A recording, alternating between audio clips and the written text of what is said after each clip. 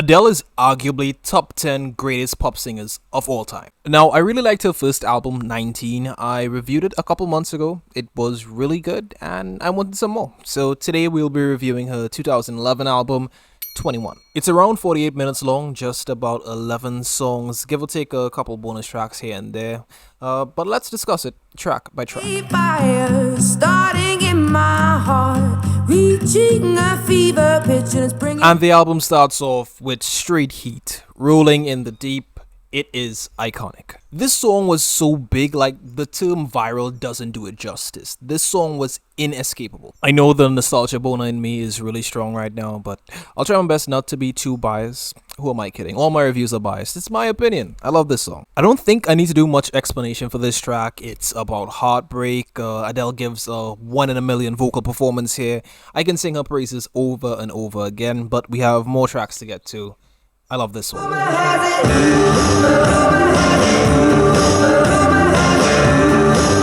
It took me an embarrassingly long time to figure out that this song was the sample for Angela Yee's Rumour Report on The Breakfast Club.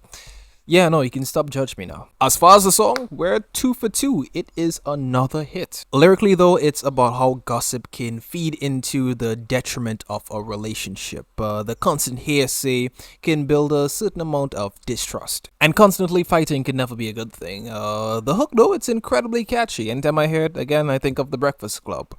But around that 2-minute, 20-second mark, this song just transforms. Her vocals are in the spotlight and the production just brings it out even more, and you're just in awe of her vocal capabilities here. It is incredible and by far my favorite song on this album.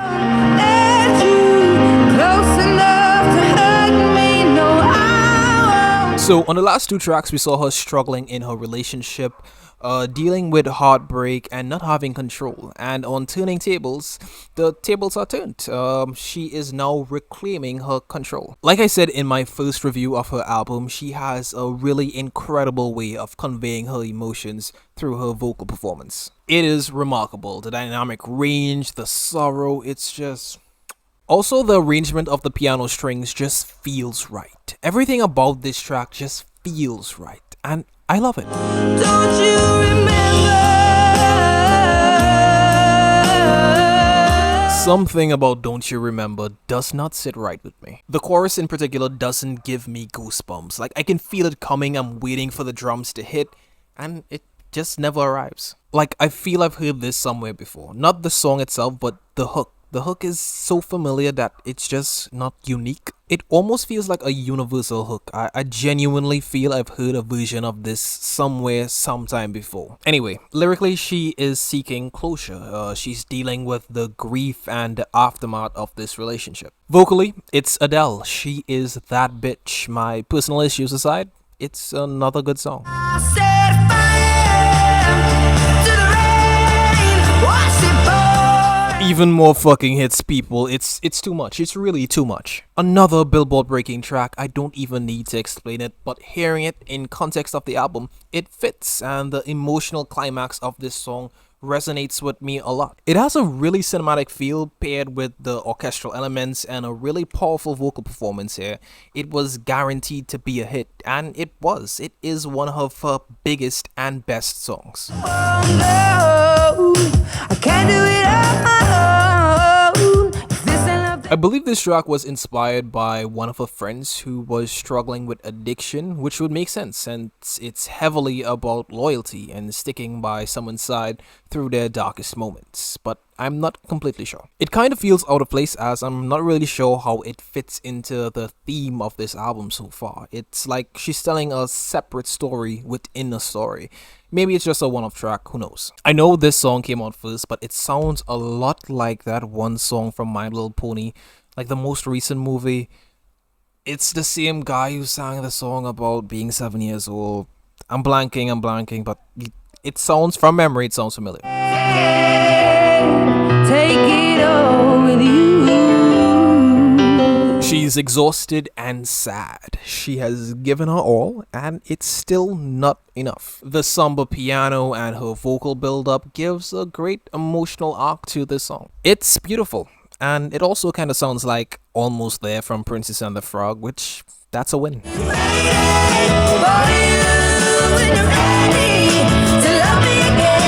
Almost immediately, you can tell that we've turned a different page. It is a lot more lively, upbeat, and rhythm driven. Lyrically though, I don't like it. I really don't like it. She is like wanting to be loved and waiting to be loved.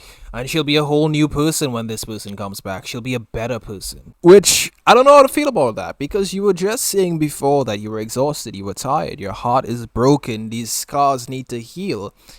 But here, it's almost like you're begging. Like, what changed? I was here the entire time and nothing justifies this 180. Outside the context of this album, it's fun, it's rich, almost soulful. Her vocal control and expression is insane. You can definitely hear the Motown inspiration. But, in context of this album, it's a no for me.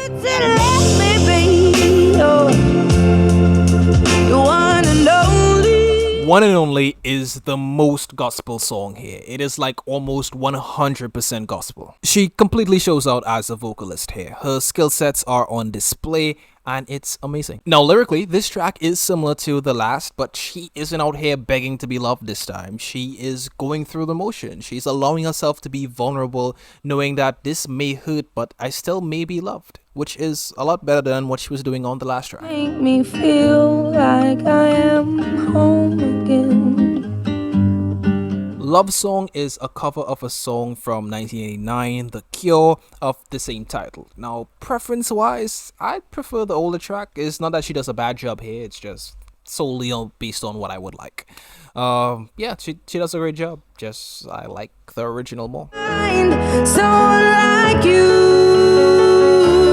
I wish nothing but Last track on this album, and it's even more fucking hits. What she did here is insane, like genuinely insane. It's such a mature and well-written track. It's great. This one in particular spawned like hundreds of different covers, even parodies. Like, you remember when people did parody videos on parody songs? It was truly a time. Let's talk about the album though. Adele, 21. It's a 9. Now, usually towards the end of my review, I would go through the top 3 highlights for me, but this entire album is filled with highlights and fucking hits. You have everything and more that you need here. My only complaint, my only caveat is that some of the songs here don't feel as though they were written for this album. Like, the overall themes of heartbreak and relationship turmoil, getting over stuff, it just doesn't work with some of these tracks that I feel it was just placed in there to fill spots. It matches the tone of the overall album, but lyrically it doesn't fit. But yeah, that was a great album. Links to the album will be in the description. Go take a listen. Please form your own opinion. And thank you for watching. Bye.